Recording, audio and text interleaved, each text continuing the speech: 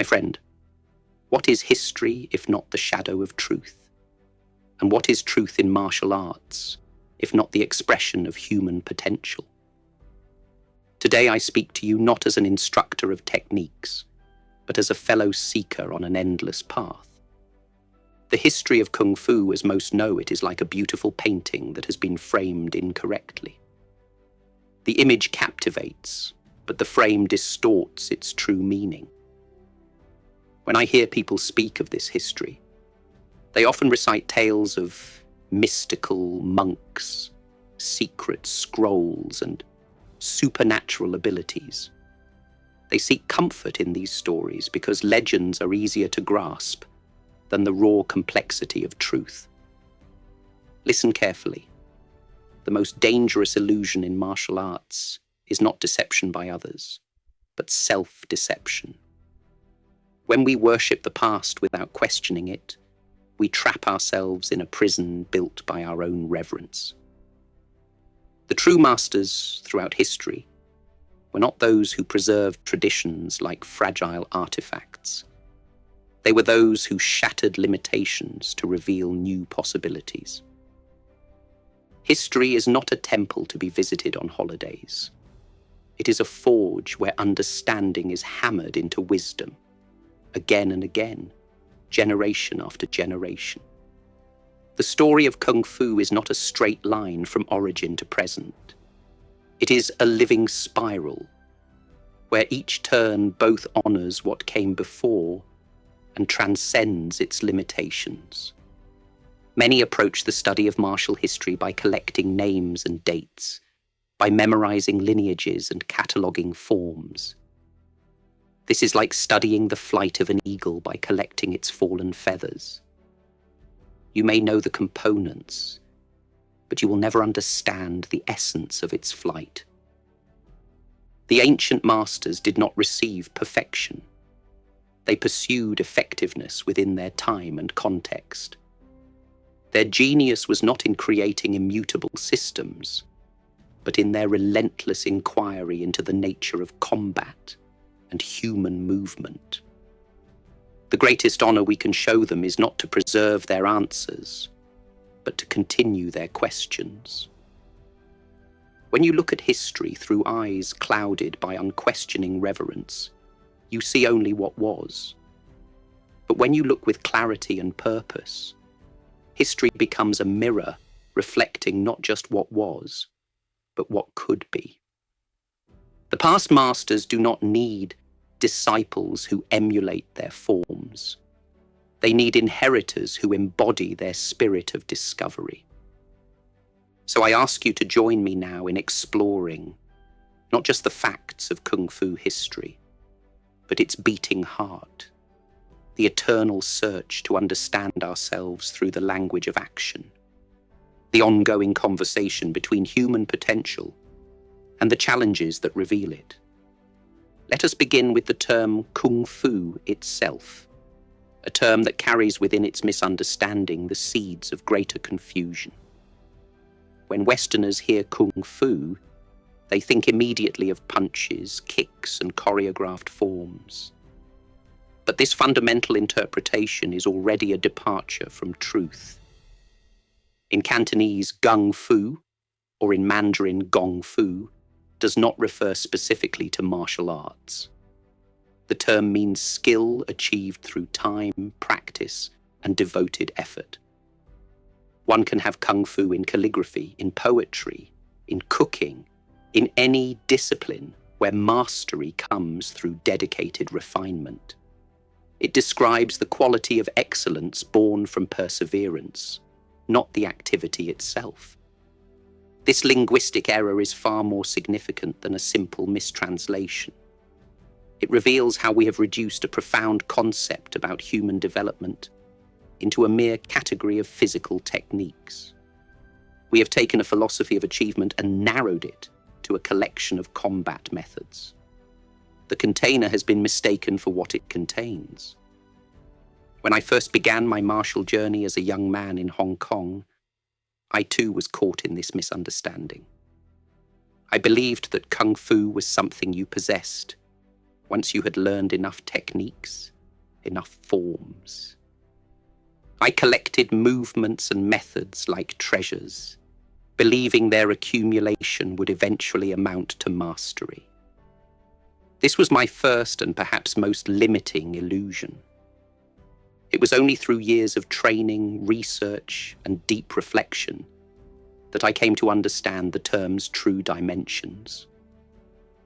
This revelation changed everything about my relationship with martial arts. I realized that Kung Fu was not an achievement with a final destination, but a quality of one's relationship with whatever discipline you practice. It is not what you know, but how you have come to know it. Consider this distinction carefully. Chinese martial arts were traditionally called wushu, literally war arts, while the quality of development through those arts was kung fu. One was the vessel, one was the process of filling it. But even this distinction fails to capture the dynamic nature of true kung fu, which continuously expands the vessel even as it fills it. This error in understanding the term reflects a deeper conceptual mistake we make about martial arts history. Just as we have mistaken the quality of development for the activity itself, we have often confused the particular expressions of martial arts throughout history with their underlying purpose and principles.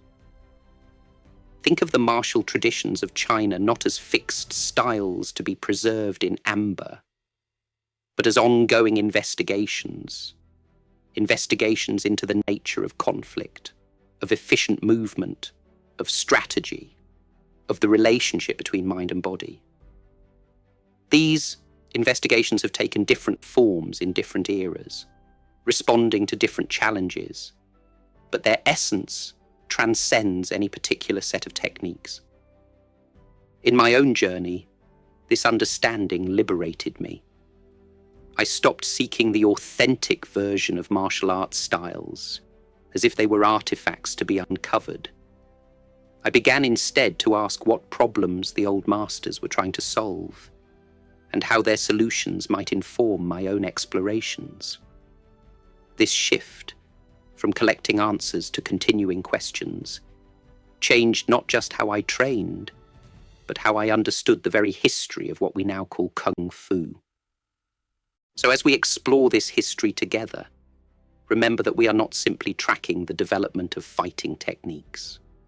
We are examining how generations of practitioners have approached the fundamental problems of combat and self-development, each building upon and sometimes breaking from what came before. Their Kung Fu was not just in their techniques, but in their process of discovery.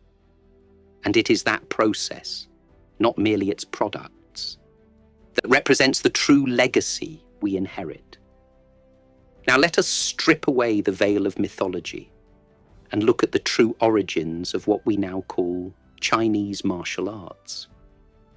The romantic tales speak of enlightened monks and divine inspiration, but the historical reality emerges from something far more universal: human necessity. The earliest combat methods in China did not spring from spiritual revelation, but from the brutal pragmatism of survival. When we examine ancient military treatises like the Sun Bin Bing Fa from around 370 BCE, we find detailed discussions, not of mystical energy cultivation, but of battlefield tactics, weapon use, and training methods designed to create effective soldiers. These were not aesthetic pursuits, but practical responses to existential threats. China's history has been marked by cycles of unification and fragmentation, of invasion and rebellion. Each period of instability created conditions where combat skills meant the difference between life and death. During the Warring States period, when 7 kingdoms fought for supremacy, martial development accelerated not through meditation, but through the crucible of constant warfare. Methods that failed disappeared along with those who used them. What survived did so because it worked. This harsh reality stands in stark contrast to the sanitized histories often told today. The early masters were not peaceful sages dispensing wisdom from mountain retreats. Many were military officers, bodyguards, rebels, or common people fighting to protect their communities. Their concerns were immediate and practical: how to defeat an armed opponent, how to survive when outnumbered, how to train fighting skills efficiently. Consider the socio-political conditions that shaped these developments. When the common people were forbidden to carry weapons during various dynasties, unarmed combat methods flourished not as spiritual practices, but as necessary adaptations to oppression. When Mongol invaders threatened with their superior cavalry and archery, Chinese fighting systems evolved specific counters to these threats. Each political reality created specific martial problems requiring specific solutions. The evidence from archaeological findings, military manuals, and historical records reveals something crucial about early Chinese martial arts. They were pragmatic, direct, and focused entirely on effectiveness. The movements were not designed to be beautiful or to express philosophical concepts. They were designed to work under pressure, to be learned quickly, and to provide concrete advantages in combat. Even the training methods reflected this practical approach. Before the elaborate solo forms that many associate with Kung Fu today, training centered on partner drills, conditioning exercises, and simulated combat. The goal was functional skill, not aesthetic perfection. When we examine ancient military examinations, we find tests of strength, speed, and fighting ability, not evaluations of how beautifully a solo form was performed. In my own research and practice, this understanding of martial origins transformed my approach. I realized that the founders of various fighting systems were not attempting to create art. They were solving problems.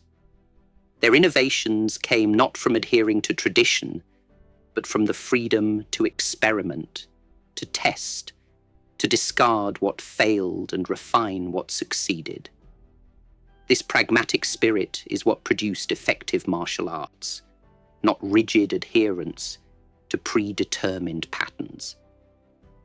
This perspective challenges those who approach martial arts as primarily cultural artifacts or spiritual practices. While these dimensions eventually emerged, they were secondary developments. The foundation was combat effectiveness. When we lose sight of this original purpose, we risk preserving the shell of tradition while losing its essential core. Look at how fighting systems developed differently in various regions of China. Northern styles, with their emphasis on long-range kicking techniques, reflected the open terrain and the influence of cavalry warfare. Southern styles, with their emphasis on stable stances and close-range hand techniques, reflected dense urban environments and naval combat experiences. These were not arbitrary stylistic choices, but adaptations to specific environments and challenges. Now, what I find most instructive about these historical foundations is not the specific techniques that emerged, but the process through which they were developed. The willingness to face reality directly, to test methods against resistant opponents, to evolve based on results rather than preconceptions. This process, this uncompromising pragmatism, represents the true foundation of martial excellence that we would do well to reclaim today. The original martial spirit was not about preserving forms, but about solving problems. It was not about adhering to styles, but about developing effective skills for specific contexts. When we understand this, we can approach the rich, historical legacy of Chinese martial arts, not as a museum to maintain, but as a workshop, where the work of refinement and adaptation continues with each generation. What transformed these pragmatic fighting methods into profound systems of self-cultivation? This is perhaps the most fascinating aspect of Chinese martial arts history, how combat techniques became vehicles for philosophical inquiry and personal transformation. As Chinese civilization matured and periods of relative stability emerged, martial arts began to absorb and reflect the dominant philosophical systems of Chinese culture. This was not merely decoration added to fighting techniques. It was a fundamental reconceptualization of what martial practice could mean for human development. Confucianism, with its emphasis on social harmony and proper relationships, infused martial arts training with ethical dimensions. The concept of Wu Dui, martial virtue, emerged as practitioners recognized that physical power without ethical restraint was dangerous and ultimately self-defeating. Fighting skill became inseparable from character development. The martial artist was expected to embody qualities of loyalty, righteousness, benevolence, and wisdom, not just combat effectiveness. I have observed how this Confucian influence created a framework where martial arts became a method for cultivating the ideal person, someone who could fight effectively but chose to use this ability wisely and justly. This transformed what could have remained mere fighting techniques into a path of character refinement. The true purpose of training was not to defeat others, but to perfect oneself. Simultaneously, Taoist philosophy brought profound insights about naturalness, balance, and strategic intelligence to martial development. The principles of yielding rather than opposing directly, of using an opponent's force against them, of finding the path of least resistance. These concepts revolutionized combat strategy. The Taoist understanding of complementary opposites, yin and yang, provided a framework for understanding how softness could overcome hardness, how circular movement could defeat linear force. What I find most significant about this Taoist influence is how it shifted focus from pure muscular strength to intelligent application of force. The highest skill was not to overwhelm an opponent with power, but to neutralize their attack with minimal effort.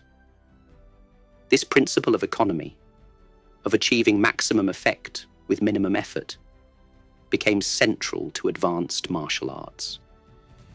It is not about what you do, but about what you do not do. The unnecessary movements you eliminate. But perhaps the most profound transformation came through Chan Buddhism, known in the West as Zen. This wasn't simply about adding meditation to fighting techniques. It was a complete reconceptualization of the relationship between mind and body. Chan Buddhism taught that dualistic thinking, separating mind from body, self from other, technique from principle, was an illusion that limited true understanding. Through this lens, martial arts became a vehicle for directly experiencing reality beyond conceptual thinking. The practitioner learned to act from a state of unified awareness, where there was no separation between intention and action, between knowing and doing. This state, which the Japanese later called mushin, or no mind, represented the highest level of martial accomplishment. In my own development, I came to see how these philosophical dimensions were not separate from combat effectiveness, but were, in fact, the path to its highest expression. The ethical framework of Confucianism prevented the misuse of skill that would inevitably create enemies, and lead to downfall. The strategic intelligence of Taoism enabled victory without relying on superior strength. The unified awareness of Chan Buddhism allowed instantaneous response without the delay of conscious deliberation. My own philosophy of JeetKuneDo represents a synthesis of these traditions, not as historical artifacts to be preserved unchanged, but as living principles to be understood and expressed according to one's individual nature. From Confucianism, I took the commitment to sincerity and self-cultivation. From Taoism, I embraced non-contention and the water-like quality of adaptability. From Chan Buddhism, I incorporated direct experience beyond the limitations of styles and forms. What we see in this philosophical transformation is something remarkable. Fighting methods developed for survival became vehicles for exploring the deepest questions of human existence. How should we live? How can we harmonize with natural principles? How can we transcend our limited self-concept? These questions found expression not just in texts and teachings, but in the lived experience of martial training. This integration of philosophical depth with martial effectiveness represents one of China's greatest cultural achievements. Yet we must remember that this transformation did not make martial arts less practical. It made them more profound, while maintaining their functional core. The philosophical dimensions were not substitutes for combat effectiveness, but extensions of it into broader domains of human development. Throughout Chinese history, the greatest advances in martial arts came not from those who preserved traditions unchanged, but from those who adapted to new challenges. This is a crucial understanding that has been largely forgotten in modern times. The true tradition of martial arts is not preservation, but innovation. Consider what happened when China faced Mongol invaders during the Song and Yuan dynasties. The Mongols were physically larger, rode powerful horses, and employed devastating archery tactics. The existing Chinese martial systems, designed primarily for infantry warfare between similar opponents, suddenly faced an existential crisis. How did the masters of that era respond? Not by clinging rigidly to inherited methods, but by creating new approaches. They developed techniques emphasizing redirection rather than direct opposition, vital point striking rather than overwhelming force, evasive footwork rather than static stances. These innovations weren't betrayals of tradition. They were tradition functioning as it was meant to, adapting to solve immediate and pressing problems. When firearms began to dominate battlefields during the Ming Dynasty, making many traditional weapons obsolete, martial artists again faced a choice: preserve methods designed for outdated contexts, or evolve. The most visionary masters chose evolution, shifting focus from battlefield applications to personal self-defense, internal development, and refined skill expression. This wasn't a corruption of martial arts, but their necessary reinvention. The legendary systems we venerate today were not handed down from heaven fully formed. They were created by individuals responding creatively to the challenges of their time. Xingyi's founder Ji Jike developed his art's linear, explosive power to pierce the armor and formations of opposing soldiers. Wing Chun's tight, economic movements were reportedly designed to overcome the advantages of larger, stronger opponents. Tai Chi Chuan's subtle yielding and redirection principles emerged as a sophisticated response to the limitations of meeting force with force. This historical pattern reveals something profound. The true masters were not preservationists. They were innovators. They honored their predecessors not by repeating their answers, but by continuing their process of inquiry and adaptation. They understood that martial excellence is not static. It is alive, constantly evolving in response to new conditions and challenges. I came to this understanding through both historical research and personal experience. When I began to question the limitations of traditional training methods, many accused me of disrespecting tradition.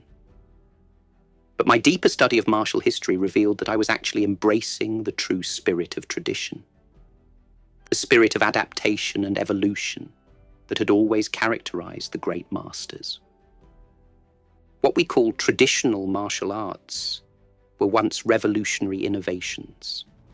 The forms and techniques now preserved as sacred were once radical departures from what came before.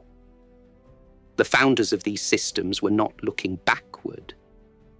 They were solving the problems of their present moment with creative intelligence. Their innovations became traditions only after their deaths, when subsequent generations began to preserve rather than continue their process of evolution. This insight transformed my understanding of my own role in martial arts history. I realized that the highest respect I could pay to the masters of the past was not to replicate their answers, but to embody their questioning spirit. Not to preserve their solutions, but to continue their inquiry. Not to be bound by their conclusions, but to be inspired by their process. In developing JeetKuneDo, I was not rejecting tradition, but reconnecting with its deeper essence, its adaptive, responsive nature. When I advocated absorbing what is useful, rejecting what is useless, and adding what is specifically your own, I was articulating a principle that the greatest masters throughout history had always followed, though rarely stated explicitly. This understanding of martial history as continuous adaptation rather than static preservation liberates us. It means we don't need to choose between respecting the past and addressing the present. The true tradition of martial arts is the tradition of evolution itself, of meeting each new challenge with the same creative intelligence that inspired the founders of various styles. Look closely at any martial system that has endured, and you will find not rigid orthodoxy, but intelligent adaptation. The systems that failed to evolve eventually became irrelevant or decorative, preserved like insects in amber, visible, but no longer alive. The systems that continued to adapt remained vital, effective, and meaningful across changing contexts and generations. The animal styles of Chinese martial arts have captivated imaginations for centuries.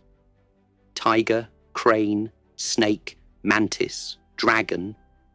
These systems appear to be literal imitations of animal movements, but this superficial understanding misses their profound essence. The true genius of animal styles lies not in mimicry, but in principle extraction. When the ancient masters observed the snake, they weren't merely copying its slithering motion. They were perceiving something far more significant: the snake's ability to generate power from a state of complete relaxation, to strike with precision from stillness, to use its entire body as an integrated unit. The physical resemblance between snake techniques and actual snake movements is far less important than these underlying principles. Consider the mantis style. A superficial view suggests practitioners are simply imitating the insect's distinctive forearms and angular movements. But the true insight of mantis boxing is about strategic concepts, the principle of simultaneous defense and attack, the economy of trapping techniques, the psychological timing of intercepting an opponent at the moment of their commitment. These principles transcend mere imitation. The tiger style wasn't valued because practitioners could convincingly mimic a tiger's appearance. It was developed to embody specific power generation methods, the coordination of breath with explosive muscular contraction, the structural alignment that allows maximum force transmission, the psychological quality of decisive commitment to action. These principles remain valuable regardless of whether the techniques visually resemble a tiger. In the crane style, the principle of balance combined with precision striking matters far more than whether practitioners stand on one leg like the bird. The crane's ability to maintain structural integrity while extending reach, to recover position after extending, to strike with focused accuracy. These are the meaningful principles that transcend superficial mimicry.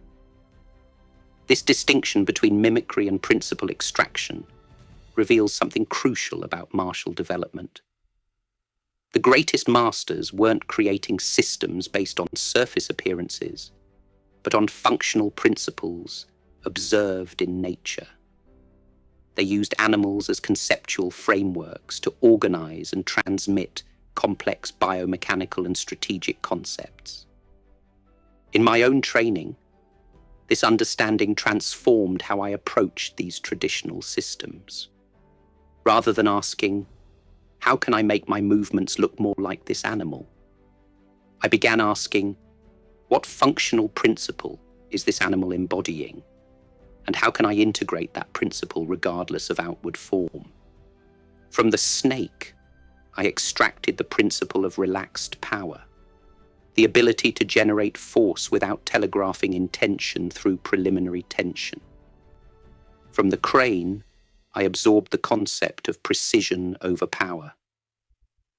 Understanding that a precisely delivered lesser force often achieves more than a powerful but inaccurate one.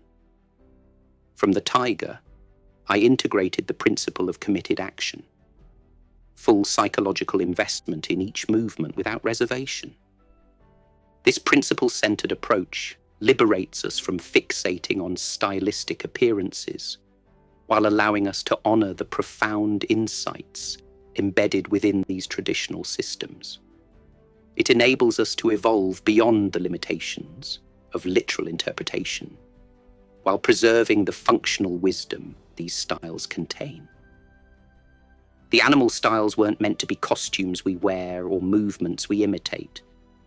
They were sophisticated conceptual frameworks designed to transmit complex principles through accessible metaphors.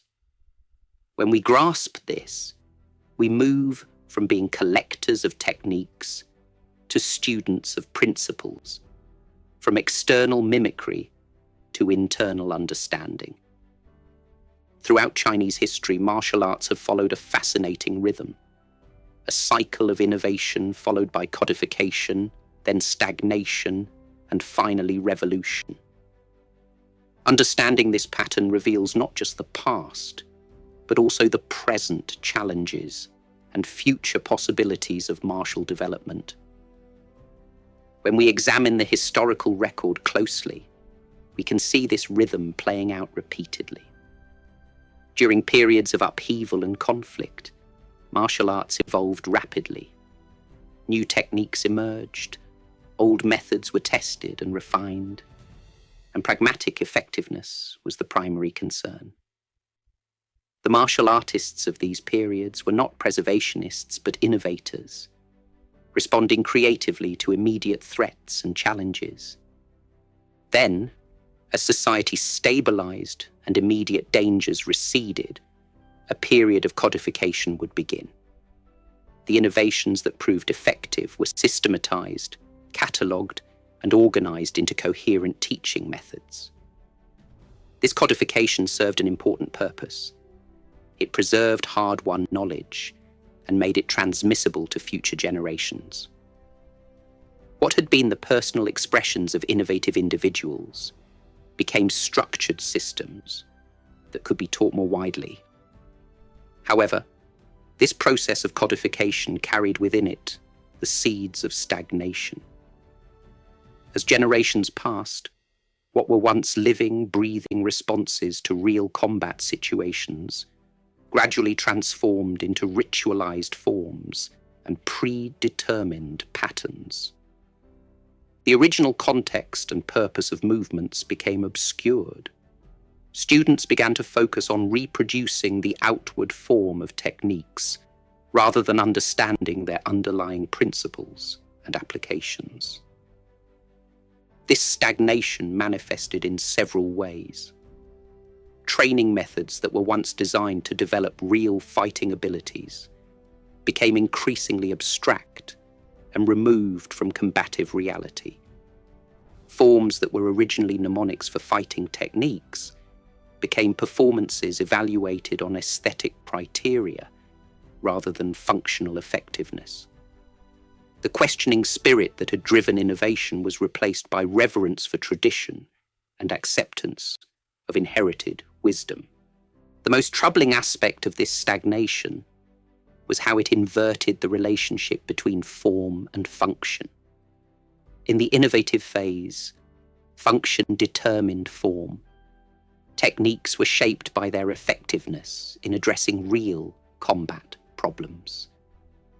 But in the stagnation phase, form began to determine function. Practitioners started with predetermined movements and then sought justifications for them, rather than starting with problems and developing solutions. Yet the story doesn't end with stagnation. Throughout history, visionary individuals have emerged who recognized the limitations of calcified traditions and initiated new periods of innovation. These revolutionary figures often faced fierce resistance from established authorities, but ultimately revitalized martial arts by reconnecting them with their practical roots and innovative spirit. I observed this pattern not just in distant history, but in the martial arts landscape of my own time. Many schools had become museums, preserving techniques without understanding, emphasizing conformity over functionality. Students were taught what to think rather than how to think, what to do rather than why to do it. The questioning attitude essential to martial growth had been replaced by unexamined acceptance of traditional forms and methods. This understanding deeply informed my philosophy of constant growth. I came to see that the greatest respect I could show to martial tradition was not to treat it as a finished product, but as an ongoing process. The true tradition of martial arts is not the preservation of forms, but the continuation of that evolutionary spirit that has always characterized its most vital periods. When I spoke of being formless, shapeless like water, I was expressing this understanding of martial evolution. Water doesn't hold to one shape. It adapts to its container. It flows around obstacles. It finds the path of least resistance. This is not just a poetic metaphor, but a fundamental principle that has always governed true martial development.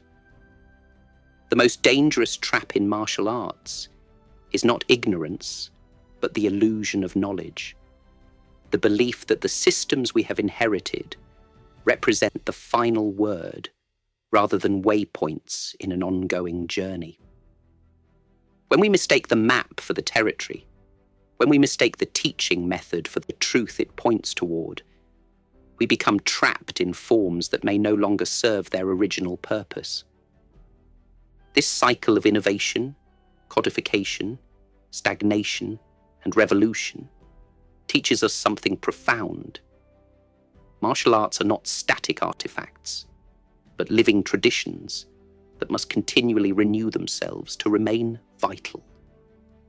The health of any martial system can be measured not by how faithfully it preserves its past, but by how effectively it addresses present challenges while remaining open to future evolution. The history of Chinese martial arts reveals a remarkable capacity for reinvention across changing dynasties and social conditions. What began primarily as battlefield methods transformed multiple times as the context and purpose of combat shifted throughout Chinese history. During the Han Dynasty, martial arts were largely military disciplines, focused on training soldiers for coordinated warfare. The techniques emphasized weapon use, formation fighting, and battlefield effectiveness. Individual expression was subordinate to collective military necessity. The martial artist was first and foremost a warrior serving state interests. As we move through the Tang and Song dynasties, we see martial arts beginning to develop civilian applications alongside their military functions. As urban centers grew and commerce flourished, personal self-defense became increasingly important. Martial arts began to adapt to this context, focusing more on unarmed techniques, individual combat rather than formation fighting, and conflicts in confined spaces rather than open battlefields. The Mongol conquest during the Yuan dynasty provoked another transformation. When Chinese were prohibited from bearing arms or assembling for military training, martial arts went underground. Training methods had to be disguised as health exercises or folk dances. What might appear to be a limitation actually spurred innovation. Practitioners developed methods that could be practiced individually and secretly, yet still cultivate real fighting skill. The Ming dynasty witnessed perhaps the most significant transformation, the integration of martial arts with scholarly and medical traditions. What had once been primarily combat methods began to be understood as systems for cultivating health, ethical character, and spiritual insight. This wasn't a rejection of martial effectiveness, but an expansion of purpose, recognizing that the principles that governed effective fighting also offered wisdom for effective living. By the Qing dynasty, with the proliferation of firearms making traditional combat methods increasingly obsolete on the battlefield, martial arts underwent yet another metamorphosis. They became vehicles for preserving cultural identity during foreign rule, systems for personal development, and methods for cultivating the body-mind relationship in an increasingly mechanized world. What I find most significant about these transformations is not that martial arts changed, it's how they changed. Each evolution wasn't a rejection of what came before, but a recontextualization of core principles to address new conditions. The external forms shifted, but the underlying insights about human movement, psychology, and combat dynamics remained valuable across radically different contexts. This historical perspective informed my understanding of what martial arts must become in our modern era.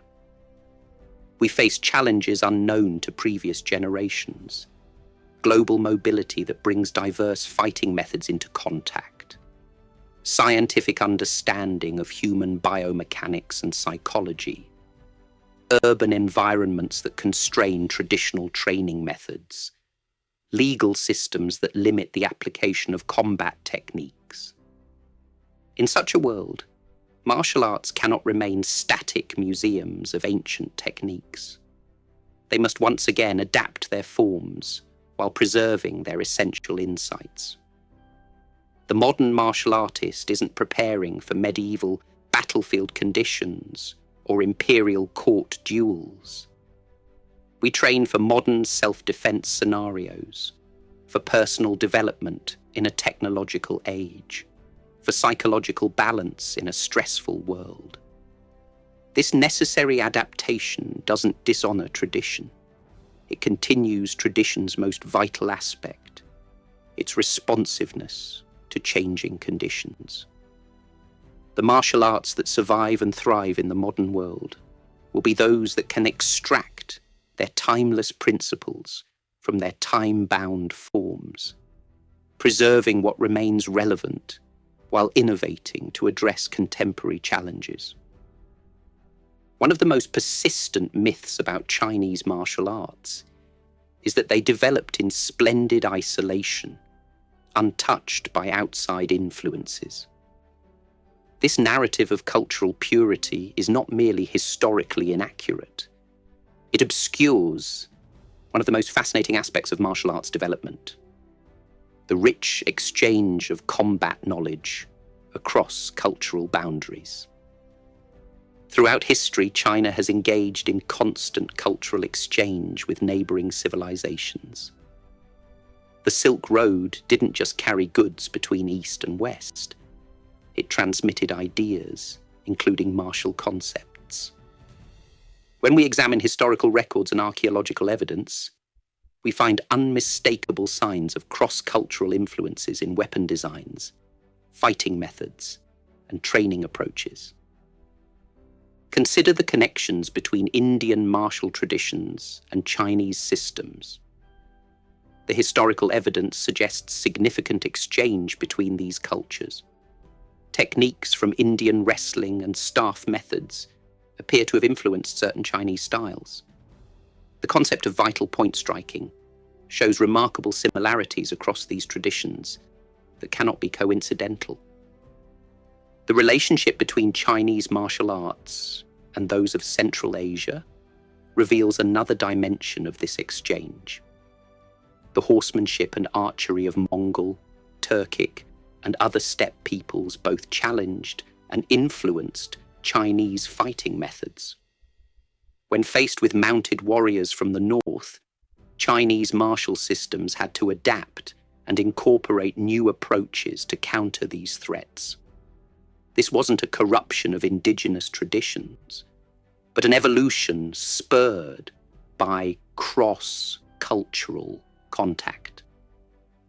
Even within what we now call China, different regions and ethnic groups developed distinct fighting methods that influenced each other.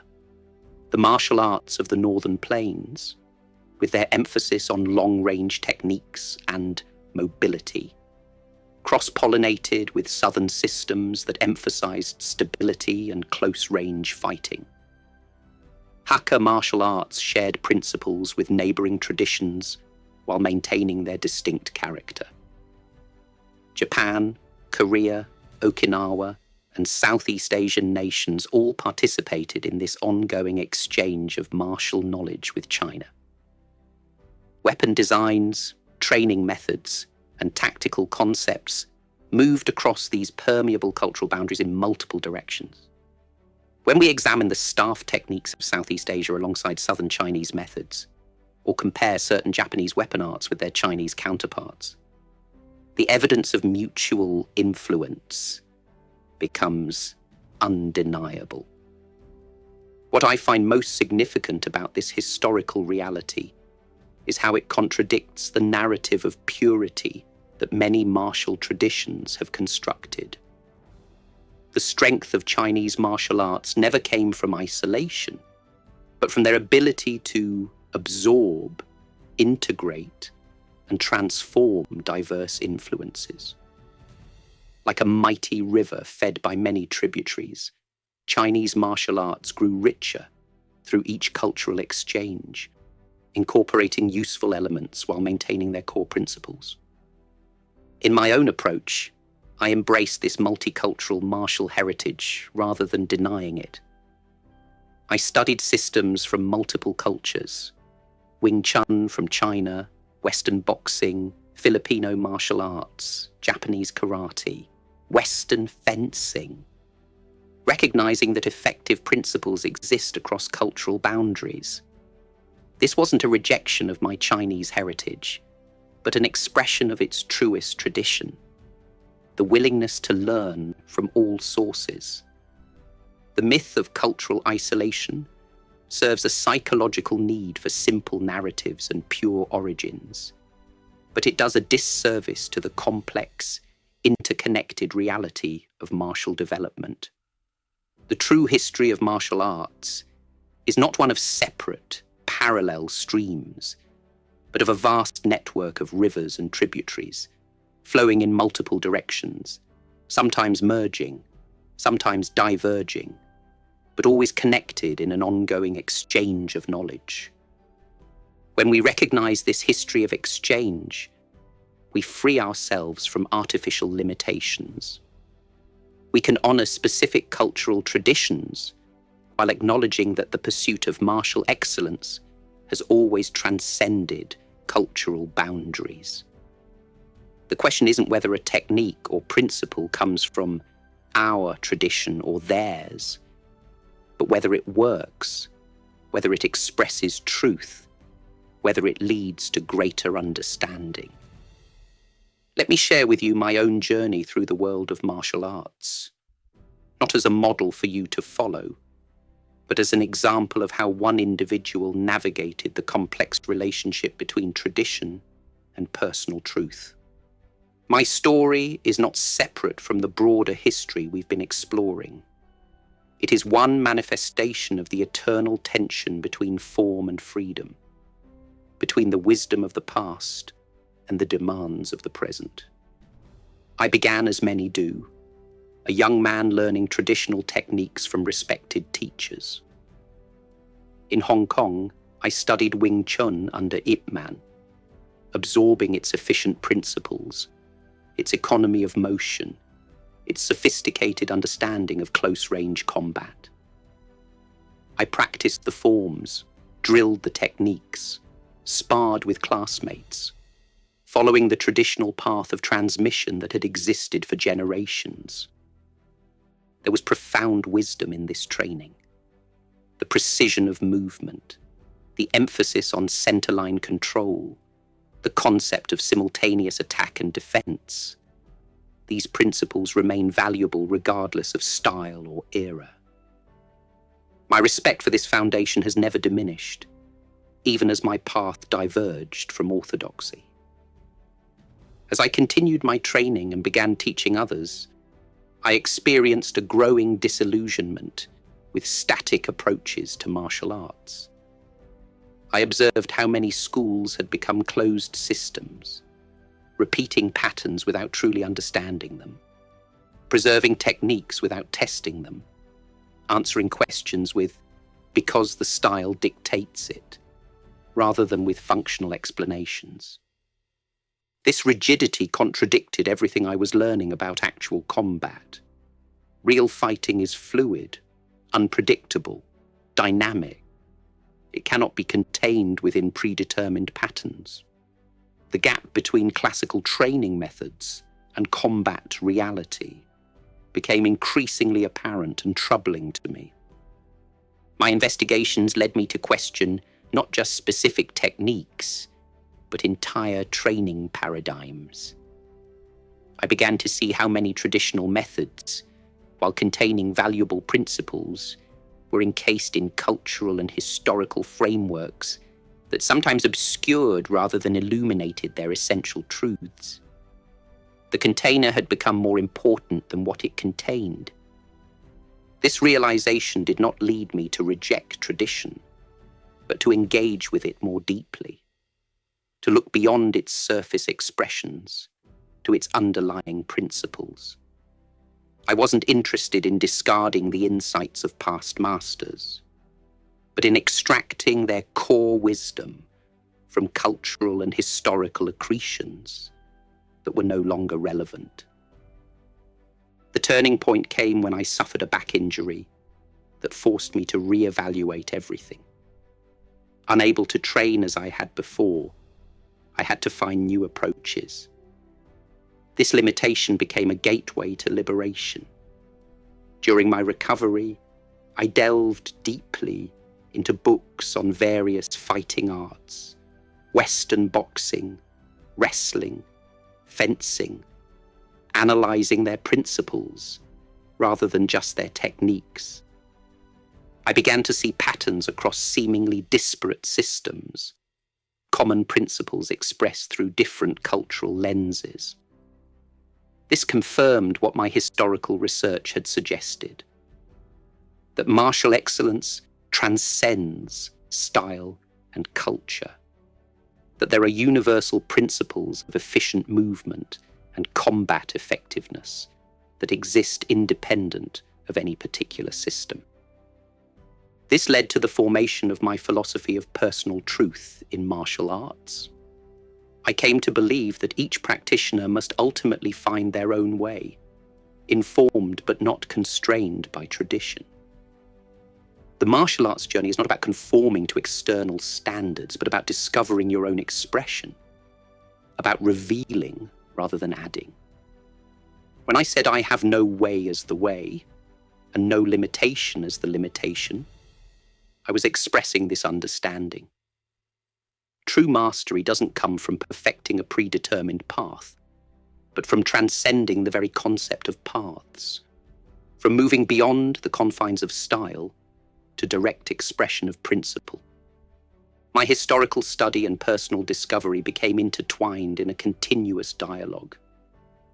The more I understood martial history as a process of adaptation and evolution, rather than static preservation, the more freedom I felt to continue that evolution in my own practice.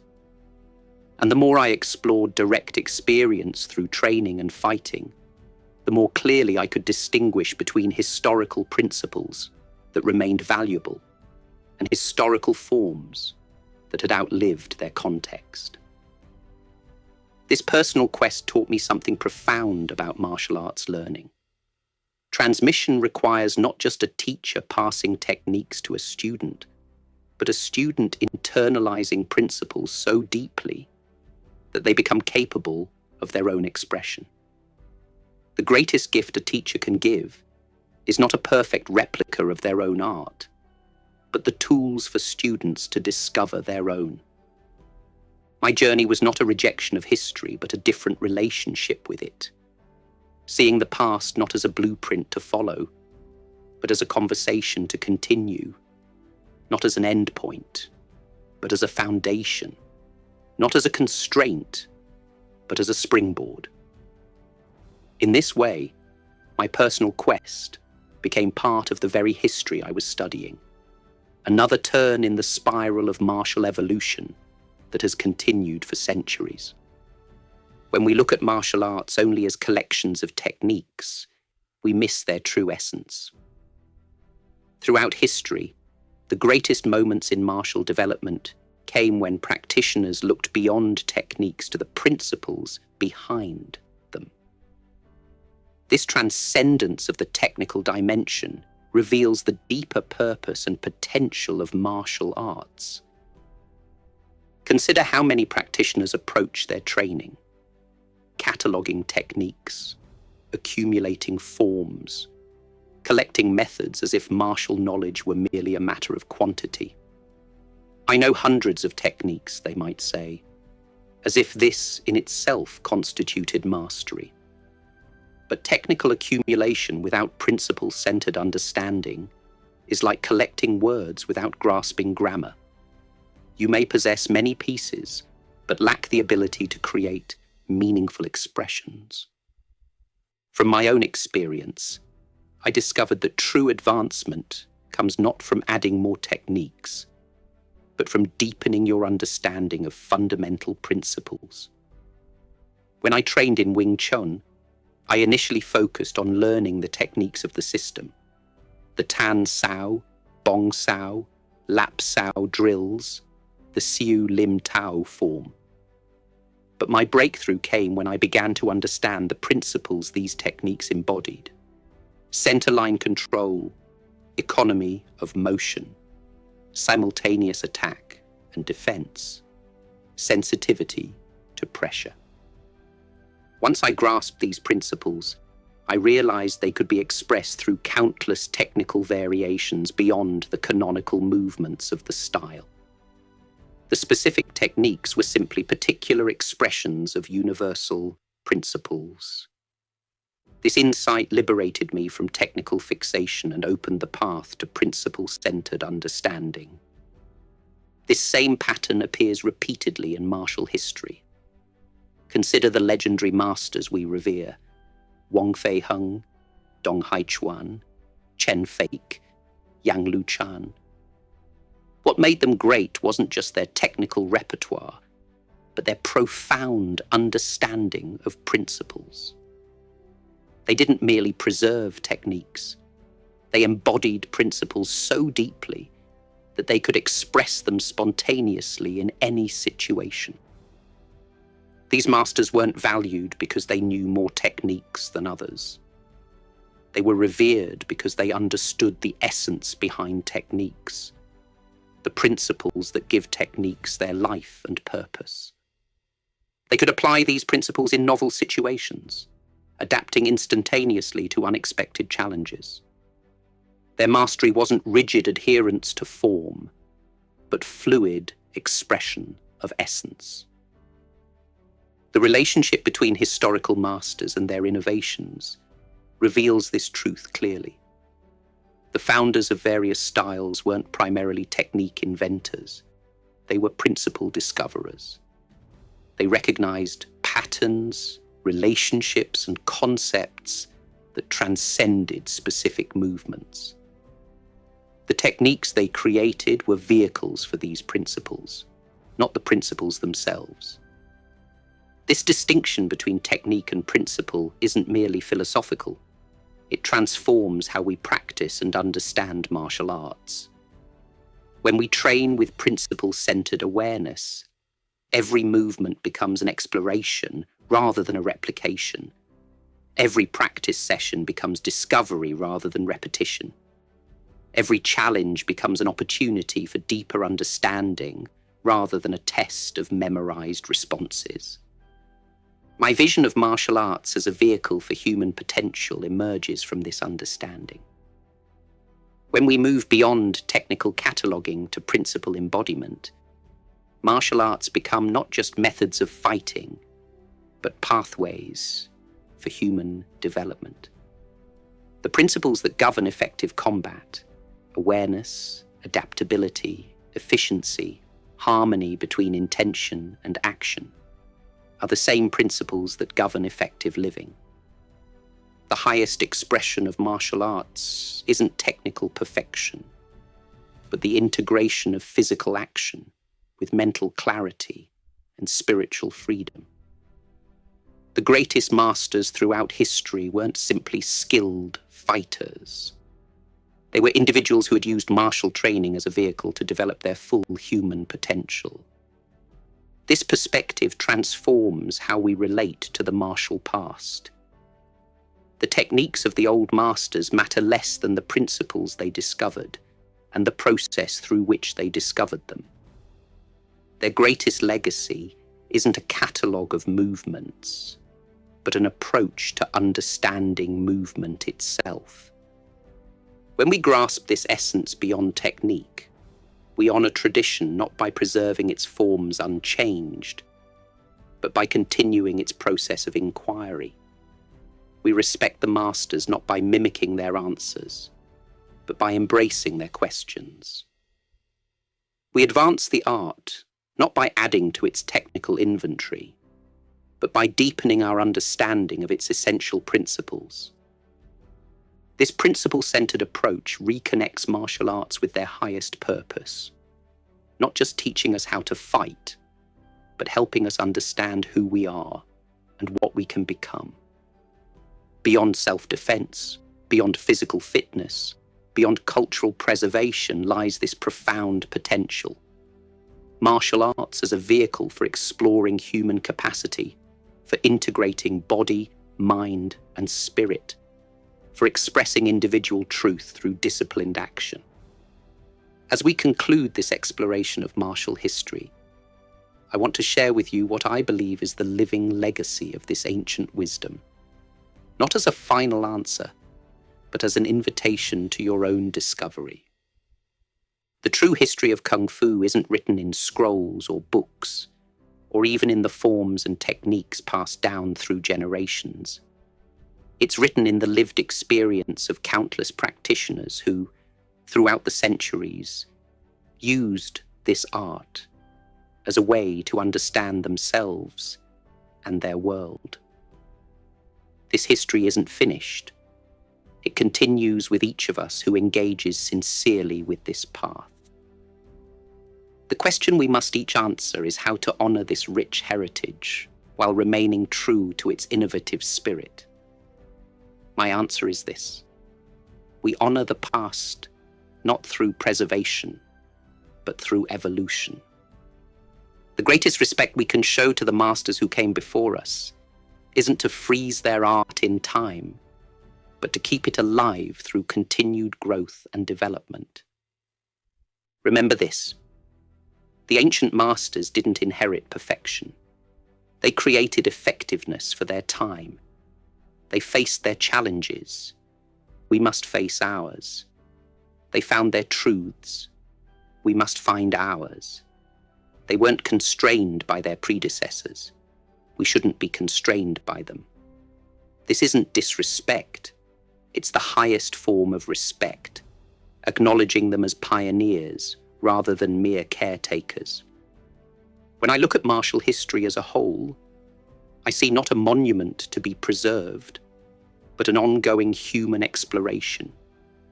An exploration of human movement, of combat principles, of the relationship between mind and body, of the very limits of human potential.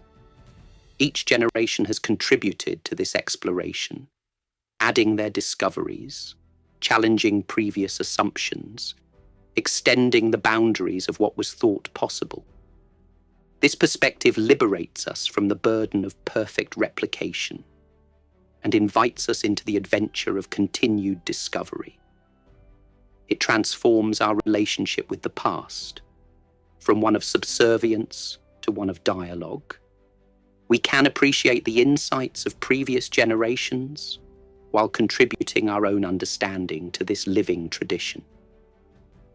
My ultimate perspective on martial history is this: it isn't a story of what was, but a process that continues to be, a way of exploring human potential through the relationship between mind, body, and spirit. When viewed this way, history becomes not a weight that anchors us to the past, but a foundation that supports our growth toward the future. Here is the profound insight I've gained through years of study, practice, and reflection. The greatest martial artists throughout history weren't those who accumulated the most techniques or preserved traditions unchanged. They were those who penetrated to the core principles of human movement and combat, who expressed these principles with sincerity and directness, who adapted continuously to changing circumstances while maintaining connection to fundamental truths. This insight connects past, present, and future in a single continuous stream.